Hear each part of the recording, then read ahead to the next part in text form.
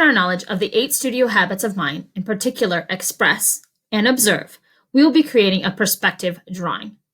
We're going to be paying particular attention to the elements of art and design, value and texture, and the principles of art and design, movement, in the creation of this piece. You'll be given a choice in what you create to show your knowledge of perspective. Your first option is to create what I've called the inner me. For this project, you will be creating your head in profile, in silhouette. You'll divide your head into 3 equal rooms. One room will represent how you feel. Another room will represent how you think others see you. And the final room will represent what you dream. Each room will be executed in a different type of perspective, 1 point and 2 point. The second option for you to choose is to create a fantasy landscape. So if you choose this option, you'll be creating a fantasy scene that combines 2 different types of perspectives. One scene will be an interior room drawn in 1 point perspective. This will be in black and white, or the absence of color, helping to make it look boring. The other scene, which will be placed behind it, will be in full color and will be of a fantasy area. That could be in outer space, it could be under the ocean, it could be a castle in the sky. That's up to you. This one will be in full color. To get us started, we need to understand what perspective is. Artists use perspective to create the illusion of depth or 3D space on a flat 2D surface. This technique was developed during the Renaissance, way back in the 14th century. Artists wanted to create realistic-looking space, but didn't know exactly how to do it. So they set up a system using horizon lines and vanishing points to create that illusion of depth. Artists still use perspective today to show movement in a piece. We can create movement by using perspective. Movement in this case is a sense that there's a path that we as the viewer could travel along that creates that illusion of space. Perspective does that. In this piece, which is a concept art piece from the movie The Princess and the Frog, there's an illusion of 3D space. If we follow the train tracks back, we can see the trolley car in the distance. The buildings appear to go back or shrink in space as they move closer to the horizon line. Every perspective drawing has the following basic parts, whether it's 1 point, 2 point, or 3 point perspective. Your drawing must have a horizon line. A horizon line is a horizontal straight line which represents your viewer's eye level. That could be at the center of your page, it could be near the top, it could be at the bottom. The interesting thing about being an artist is that you get to choose where that horizon line is. Dots on your horizon line that all contour lines converge to are called vanishing points. The number of vanishing points determines the type of perspective. 1 point perspective has 1 vanishing point. 2 point perspective has 2 vanishing points. 3 point perspective has 3 vanishing points, one of which is not on the horizon line. This simple construction of boxes is done in 2 point perspective. You can see that the verticals stay straight up and down, but to see both sides of the box converge back in 3D space, they're drawn back to the vanishing points on either side of the paper. Here's a great example of 1 point perspective. This is from the game Monkey Island. In this scene, we see 2 characters at the back of the drawing, or what appears to be the back of the drawing. We know this because of perspective. We also know this because of depth of field, which is one of our artistic conventions that we're exploring in this unit. By having the candle and the chair up in the foreground, or something that's very close to us, the characters in the middle ground where the action happens, and things that we see through the door in the background, we have a sense of layered space. This is 1 point perspective. If we were to put a ruler on the line at the ceiling and the floor, we could see that they all converge back to 1 point, which is directly behind the taller character with blonde hair. This would be the same for all of the lines in the drawing. All of the lines on the floorboards, the lines of the window, the lines of the picture frames. They all converge back to that vanishing point on the horizon line, which again represents our eye level. Here are 2 more examples of 1 point perspective. In the example with the shark, the horizon line is low, so we get to see more of the bottom of things, in this case, an aquarium that is above us. If we were to take a ruler and line the ruler up with the edges of that walkway, we could see that they line up and will eventually converge or meet at one point along that horizon line. In the example with the girl and the shoes, the stairs are in perspective. So if we were to take a ruler and line it up with the edge of each one of those steps, those lines would eventually meet at one point or a vanishing point on the horizon line.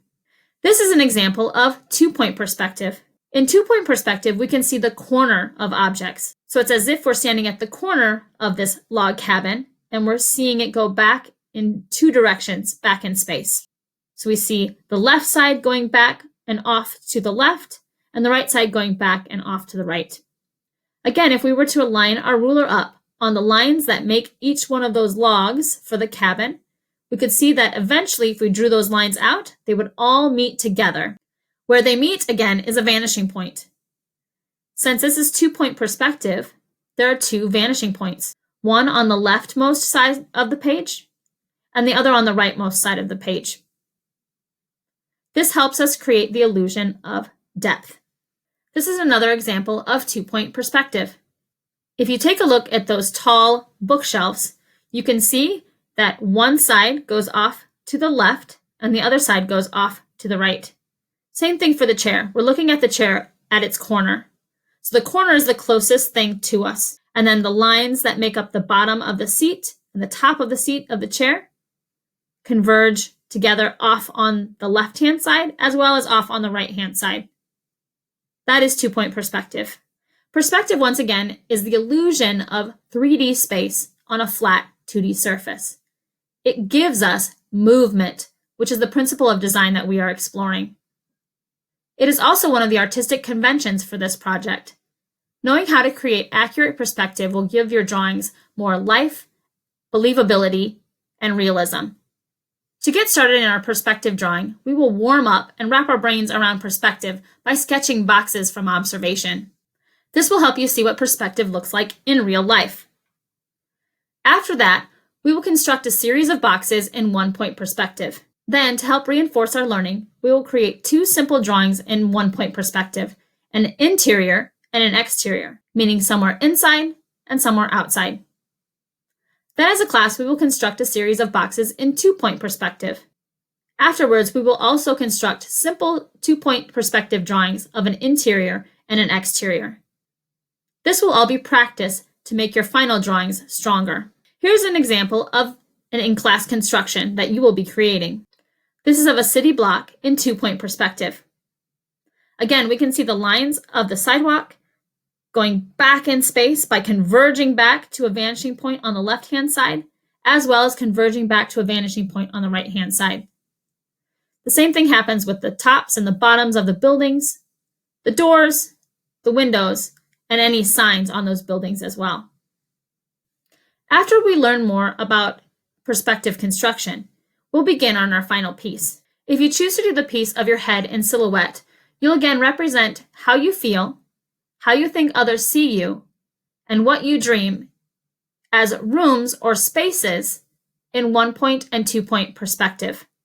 In this way, we're also learning about our artistic concept of symbolism and metaphor. Symbolism is when a visual, in our case, stands for or means something. We will be discussing how we can take our feelings and translate those into visual symbols. Our first room will be in one-point perspective. The second room will be in two-point perspective. The third room, you'll have your choice to construct it in either one-point or two-point perspective. Characters in your scene are optional. If you'd like, they can just be in silhouette, which means that they're solidly colored in. If you'd like, they can be fully rendered as characters too. As always, composition guidelines will be considered in constructing the final piece. You will want to consider negative space, leading the eye, depth of field or foreground, middle ground, background, and the rule of thirds. To get started, we'll trace your silhouette and profile. That's your head from the side. Then we will brainstorm ideas to fit the concept of each room, making lists as we go. Then we will do some thumbnail sketches of what we would like our final design to be for each of the rooms. Finally, we will ink our final composition with fine point Sharpie markers and add an area of emphasis using watercolor. We will also add complementary colors to the background that will help deepen our symbolism through the connection of color and feeling. If you choose to do the perspective drawing of your head in silhouette, there are certain things that you should begin thinking about. First of all, how do you feel? How do you think others see you? And what do you dream? Think, think, think. We will use a worksheet as a tool to guide our thinking, record our ideas, and envision our final piece. In this way, we will be expressing our ideas, our personal meanings, and our feelings through our artwork.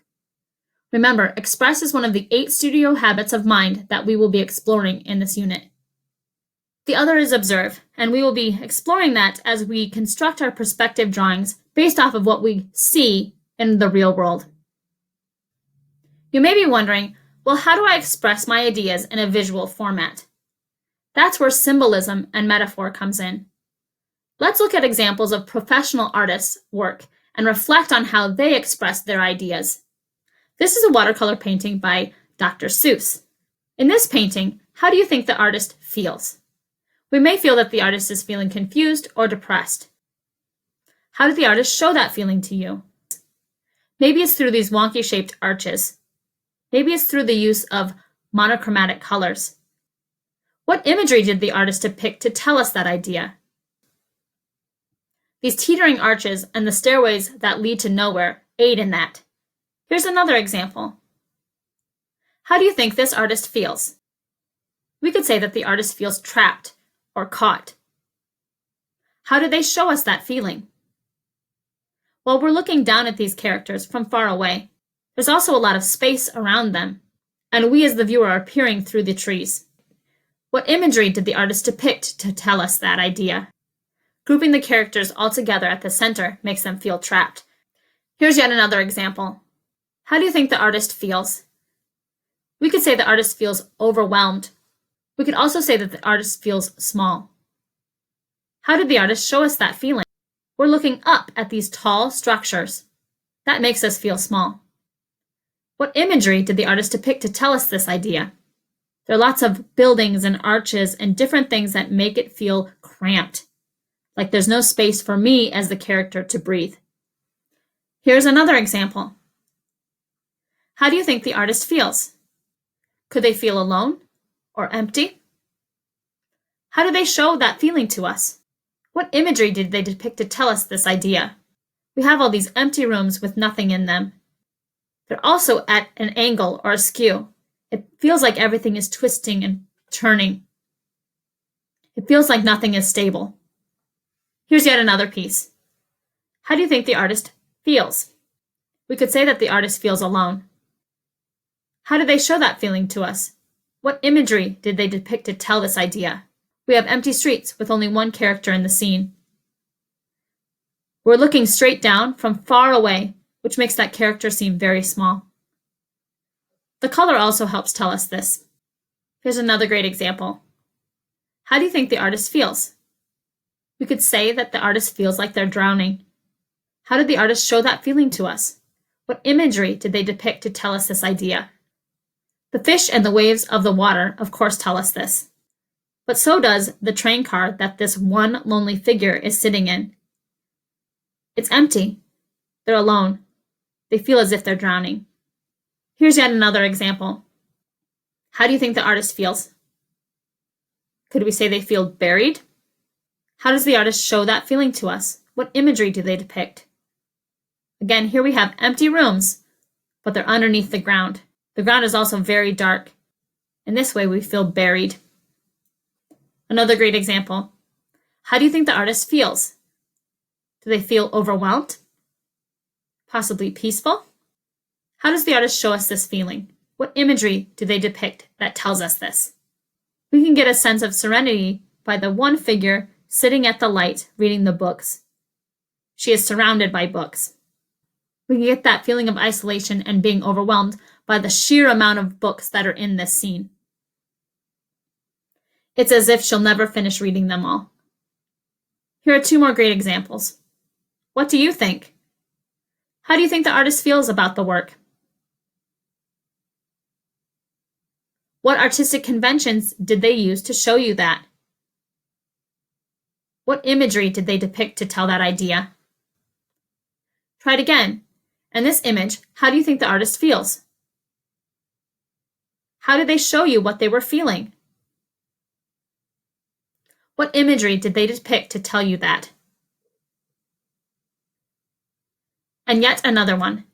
How do you think the artist feels? How did they show you what they were feeling? What imagery did they choose to depict to tell you that feeling?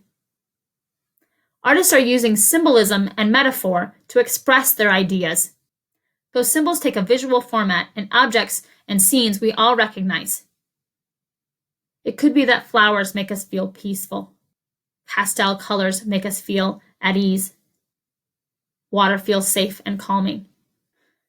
If you choose this first option to demonstrate your knowledge of perspective and the principle of art and design known as movement, you will turn in the following things. You will turn in our in-class box constructions, as well as our quick interior and exterior perspective drawings. You'll turn in 3 thumbnail sketches showing how you use symbolism and metaphor to construct meaning in each one of the rooms that you created, using 1-point or 2-point perspective. Your final piece will be 3 rooms in your silhouetted head showing an accurate perspective construction in each that symbolizes how you feel, what others think of you, and your dreams. In this student example, the artist has used 3 different spaces to construct meaning about how they feel. They've done this through the artistic concept of symbolism and metaphor and the artistic conventions of perspective, depth of field, and hatching.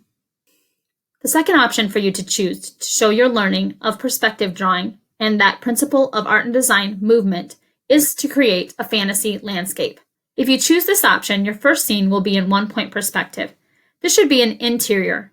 It could be a kitchen, bedroom, living room, whatever space that might seem boring or dull. We will cut out windows from this first scene. Through these windows, we will be able to see the second scene in 2-point perspective. This should be a fantasy landscape, something from your imagination. It could be an interior or an exterior. Maybe it's something you wish you saw out of your windows. Again, if you choose to do characters, they can be in silhouette or solidly colored in. The process is similar to the silhouetted head. To begin with, you'll brainstorm your ideas that fit the concept of each scene, making lists. Then we will construct thumbnail sketches of what we would like our final scenes to look like, again considering composition, the artistic concept of symbolism and metaphor, and the artistic conventions of depth of field, perspective, and hatching. We will then lightly sketch our designs onto our final paper, blocking it in first and then adding detail. We will then ink the 1-point perspective with fine point markers. The 1-point perspective piece will have windows cut out from that interior drawing. The second piece will be in 2-point perspective and have full color. This again should be of your fantasy landscape. When layered together, we should see the 2-point perspective scene through the 1-point perspective scene. Here are some examples of fantasy landscapes. If you choose the fantasy landscape to demonstrate your knowledge of perspective and the principle of design known as movement, then this is what you will turn in. You will turn in our in-class box constructions. You will also turn in our quick interior and exterior perspective construction drawings. Your final piece will be one fantasy scene that combines an interior room in 1-point perspective that's in black and white with an imaginary interior or exterior in 2-point perspective, which has full color. Your objective in either piece you choose is to use symbolism and metaphor to create meaning in a visual format in your artwork. This will be done through accurate observation and correct perspective construction, as well as expressing our own ideas, messages, and personal meanings through the artwork.